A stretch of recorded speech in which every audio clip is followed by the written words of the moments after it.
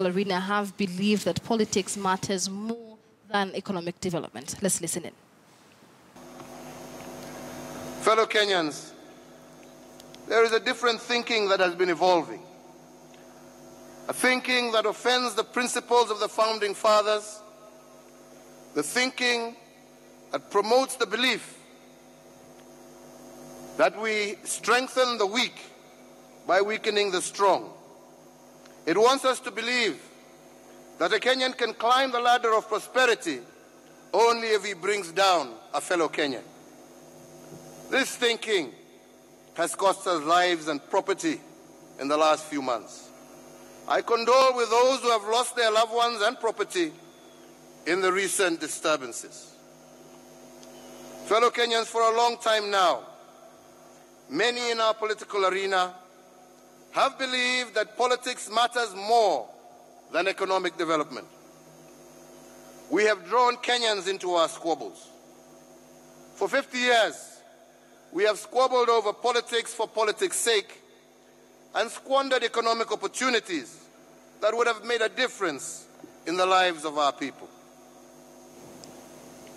My friends, there is abundant evidence that focusing on economic development does transform nations.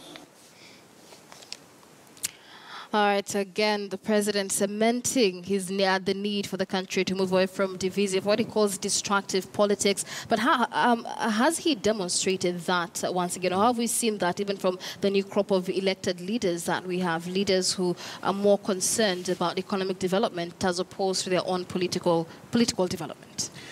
You know, the question of politics in this country is a very funny question. If you look at the nation 2 years before an election, we're all very objective. We agree we need to deal with corruption. We agree we need to deal with tribalism. We agree we need to develop our country. Then when it comes to the electoral period, we are convinced that the best way to solve our problems is to elect tribally and the most corrupt, and then put them in office.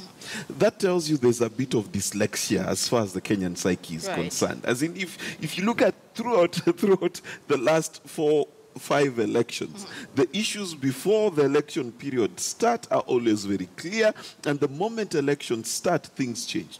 Now, when the president says that we need to stop politics, he's not talking about the political cycle, because what he's doing is political. Everything that he does is political. But what he's specifically talking about is the idea in this country that unless it is us, then it can't be them.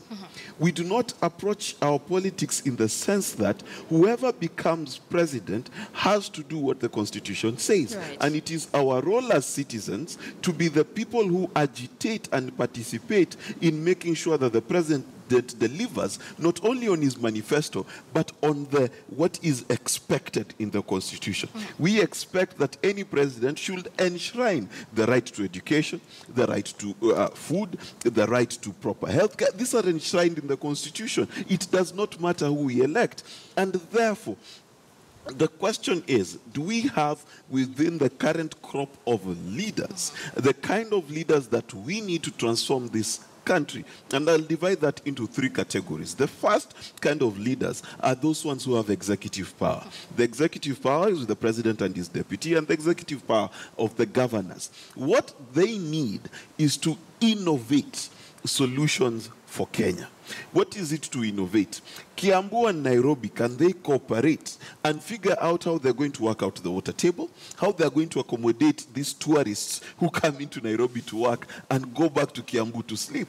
These are the things that they need to solve. How do you solve transport issues between the 2 counties? That is what is needed. How can a governor stop complaining about how much money they get from national government and create opportunities within their own people who do pay revenues to county government to make county government sustainable?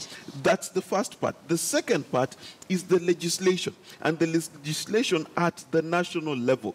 What Kenya needs is, again, creative legislation. I'll give a very basic example. In the UK, there's a very basic law that says that if you are a blue chip company, that means you're listed in the stock exchange.